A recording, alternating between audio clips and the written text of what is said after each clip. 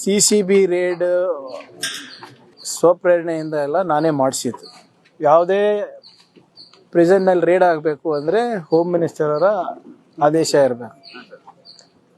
ತಮ್ಗೆ ಗೊತ್ತಿರೋ ಹಾಗೆ 3 ವಾರದ ಹಿಂದೆ ನಾನೇ ವಿಸಿಟ್ ಮಾಡಿದ್ದೆ.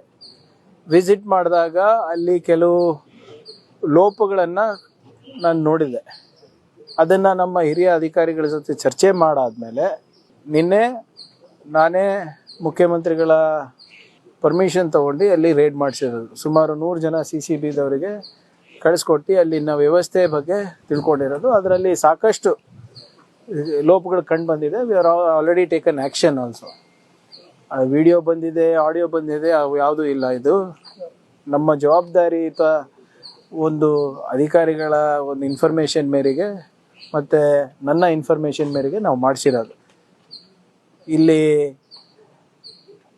ಇದಕ್ಕೆ ಸಹಕಾರ ಕೊಟ್ಟಂಥ ಎಲ್ಲ ಅಧಿಕಾರಿಗಳಿಗೂ ಈಗಾಗಲೇ ಸಸ್ಪೆನ್ಷನ್ ಮಾಡಬೇಕಂತ ಆದೇಶ ನೀಡಿದ್ದೇನೆ.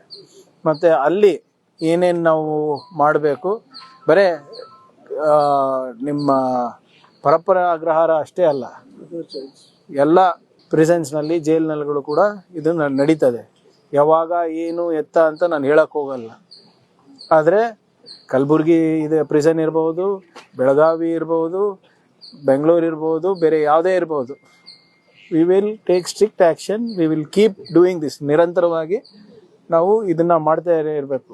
ಕೆಲವು ಆಫೀಸರ್ಸ್ ಇದ್ದಾರೆ ನಮ್ಮಲ್ಲೂ ಕೂಡ, ಯಾರು ಇನ್ನೂ ಹಳೆ ಚಾಳಿಗಳು ಬಿಟ್ಟಿಲ್ಲ.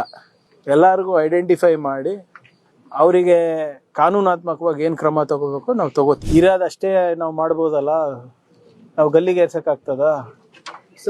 ಹೀನಿಯಸ್ ಕ್ರೈಮ್ ಇದ್ರೆ ಡೆಫಿನೆಟ್ಲಿ ಅವರು ಸರ್ವಿಸಿಂದ ಡಿಸ್ಮಿಸ್ ಮಾಡ್ಬೋದು ಅಷ್ಟೇ. ಈಗ ನೋಡಿ ಇವರೇ, ನಾನು ಈ ಖಾತೆ ತಗೊಂಡು ನಮಗೆ ಜವಾಬ್ದಾರಿ ಕೊಟ್ಟು 1.5-2 ತಿಂಗಳಾಗಿದೆ. We are taking action. ಇಷ್ಟು ಬೇಗ ಇಷ್ಟು ಸ್ಟ್ರಿಕ್ಟಾಗಿ ಮಾಡಿರಲಿಲ್ಲ, ಇಷ್ಟು ವೇಗವಾಗಿ. We are doing. ಆಮೇಲೆ ಆ್ಯಕ್ಷನ್ ತಗೊಳ್ಳೇಬೇಕಲ್ಲ. ಆಮೇಲೆ ಆ್ಯಕ್ಷನ್ನು ತಗೋಬೇಕಂದ್ರೂ ಐ ಹ್ಯಾವ್ ಟು ಇರೋದೇ 2-3 ಮಾರ್ಗ ನನಗೆ. ಈಗ ವೈಯಕ್ತಿಕವಾಗಿ ನಾನು ಏನಾದರೂ ಬೇರೆದು ಮಾಡ್ಲಿಕ್ಕೆ ಆಗ್ತದಾ? ಈಗ ಅವ್ರಿಗೆ ಸರ್ವಿಸಸ್ಸಿಂದ ಡಿಸ್ಮಿಸ್ ಮಾಡ್ಬೇಕಂದ್ರೂ ಕೂಡ ಅದಕ್ಕೆ ಕೆಲವು ಮಾನದಂಡಗಳಿದೆ. ಆದರೆ ಹಿಂಗೆ VIP ಟ್ರೀಟ್ಮೆಂಟು ಯಾರಿಗೂ ಕೊಡೋಕ್ಕೆ ನಾವು ಬಿಡೋದಿಲ್ಲ. ನೋಡಿ, the raid itself is the message. If you think you can bribe my officials and do what you want, you are mistaken. ಇದೇ ಇವರೇ, ಅದೆಲ್ಲ ನಾವು ಇಲ್ಲಿ ಚರ್ಚೆ ಮಾಡ್ಲಿಕ್ಕೆ ಆಗೋದಿಲ್ಲ ಅಲ್ಲ. ಅದರಲ್ಲಿ ಯಾವ ಮೊಬೈಲ್ ಸಿಕ್ಕಿದೆ, ಯಾರ ಹತ್ರ ಪೆನ್ ಡ್ರೈವ್ ಸಿಕ್ಕಿದೆ, ಯಾರ್ದು ನೋಟ್ಬುಕ್ ಸಿಕ್ಕಿದೆ, ಅವೆಲ್ಲನೂ ಕೂಡ ಗೌಪ್ಯವಾಗಿ ಇಡಬೇಕಾಗ್ತದೆ. ಅದೆಲ್ಲನೂ ಕೂಡ ನಾವು ಸಮಯ ಬಂದಾಗ ತಿಳಿಸ್ತೀವಿ. ಇನ್ನು ಅದು ಸ್ವಲ್ಪ ಮಾಜರನ ಆಗಲಿ ಎಲ್ಲ.